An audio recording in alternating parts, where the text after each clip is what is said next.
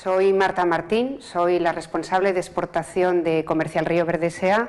Río Verde es una empresa que está en el sector del encurtido, en vinagre de vino, con una experiencia de 40 años. Yo, en concreto, en el sector de la exportación, llevo 8 años trabajando.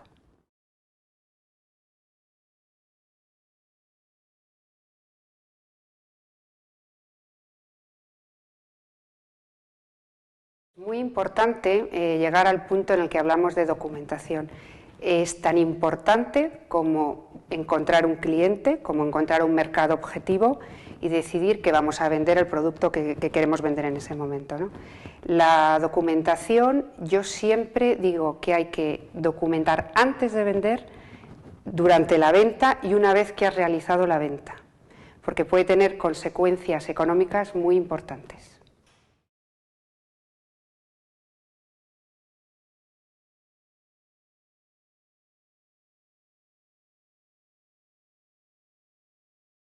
Hay que tener en cuenta que una vez que hemos elegido el mercado en el que vamos a vender, tenemos que pensar si vamos a vender directamente o indirectamente nuestra mercancía.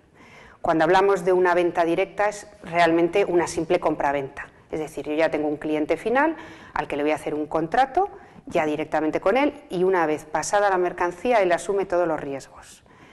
¿Qué pasa cuando no encontramos un cliente final, sino que simplemente dejamos nuestros productos en manos de un agente comercial, que sería el típico comisionista, o cuando bien vendemos nuestros productos a una distribuidora? El ejemplo más clásico sería de distribuidora, pues por ejemplo, si yo hago repuestos para coches y entonces me distribuyen en un país pues todos mis repuestos, si yo soy la Renault, por ejemplo. Y el otro ejemplo sería pues, tener agentes comerciales, comisionistas, que mediante una comisión sobre ventas realizadas pues, se dedica en un territorio en concreto a impulsar y a vender nuestros productos. Es muy importante en estos dos tipos de contratos dejar muy claro, aparte de las partes, cuánta va a ser la remuneración de esa persona o de esa distribuidora, dejar bien claro qué territorio van a trabajar, si va a ser en nuestro nombre, si van a poder utilizar nuestro know-how, si van a poder utilizar nuestros logos y sobre todo también, ya metiéndonos un poquito en temas legales, ver bajo qué jurisdicción, en caso de problemas, nos vamos a someter. Yo siempre recomiendo, por la experiencia que tengo, realizar contratos sometidos al arbitrio de la Corte de Arbitraje de París, arbitrio internacional.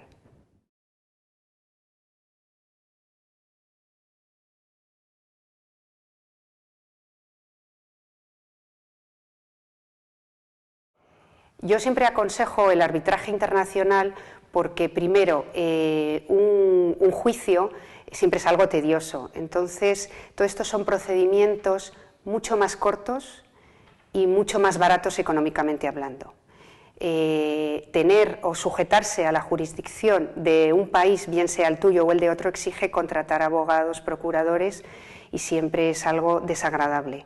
Los procedimientos ante la Corte de Arbitraje Internacional son llevados a cabo por una especie de juez, pero que no es exactamente un juez, ¿no? como lo concebimos nosotros en España. Pero son gente que se encuentra metida en el mundo del comercio, que pueden ser economistas, por supuesto abogados, y son procedimientos mucho más cortos.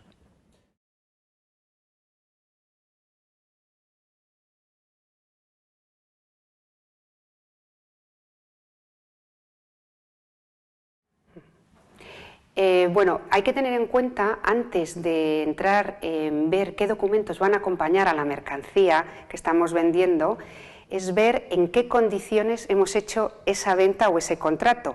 No es lo mismo haber hecho una venta ex-works, en la que, como ya todos sabemos, simplemente viene mi comprador, me recoge la mercancía en fábrica y ya está, o bien si he vendido FOB o FAS o CIF, que como me imagino otros compañeros míos ya habrán explicado.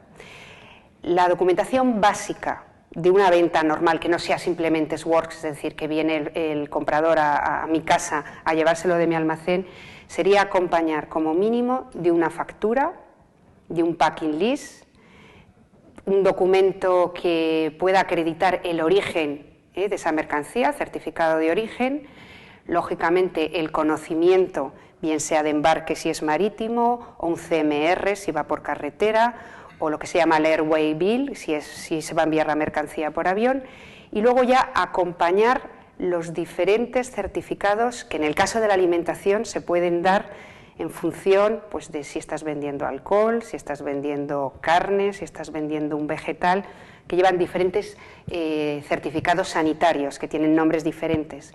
Se puede hablar hasta de 50 diferentes documentos que puedan acompañar una mercancía. Esos serían los básicos.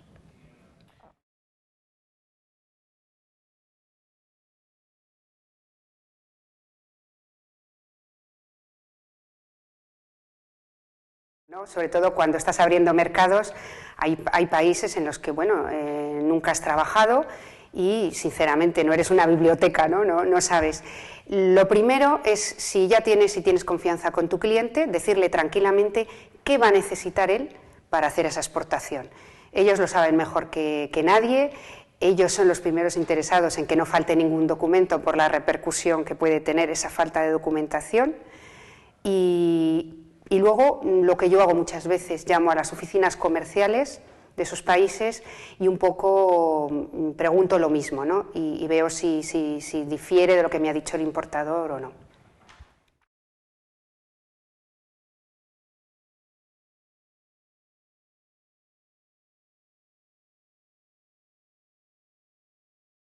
Los documentos, claro que cuestan dinero. De hecho, en todas nuestras empresas están rezando para que cuando exportamos nos pidan los menos papeles posibles. Uno, por el tema administrativo, que es de mucha carga, se va a necesitar siempre tener una persona en la oficina que lleve todas las gestiones administrativas, y porque, en segundo lugar, cuestan dinero. Todos los organismos involucrados en darte los documentos, bien sea a través de Consejería de Agricultura, bien sea Cámara de Comercio, bien sea cualquier organismo oficial, te va a cobrar un mínimo de 30, 40 o 50 euros, con lo cual cualquier exportación que no esté dentro de la Comunidad Económica Europea, que es lo que llamamos terceros países, una exportación, da igual un palé que un contenedor, cuesta lo mismo, el documento es el mismo y te puede estar costando hoy día entre 150 y 180 euros, solamente los documentos que adjuntas.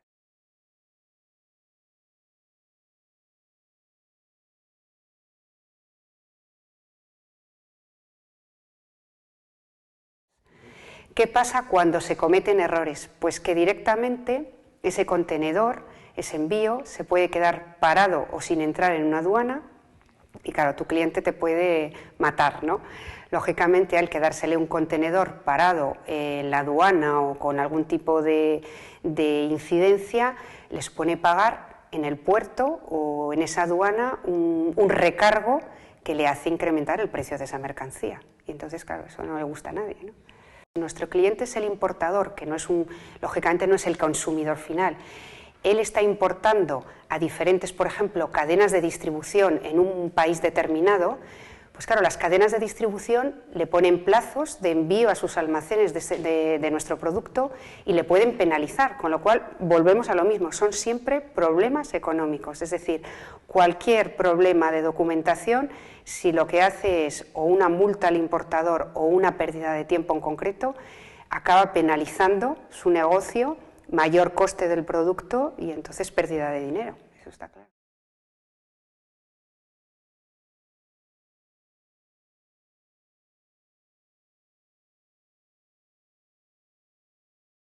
En el sector en el que yo trabajo nos movemos a dos niveles, tres niveles, podría decir. Uno general, que yo creo que comparte casi todas las empresas, que sería el certificado de origen, que es a nivel de cámaras de comercio, y luego ya a nivel de Consejería de Agricultura y a nivel de Administración Central, porque son los que emiten los certificados veterinarios.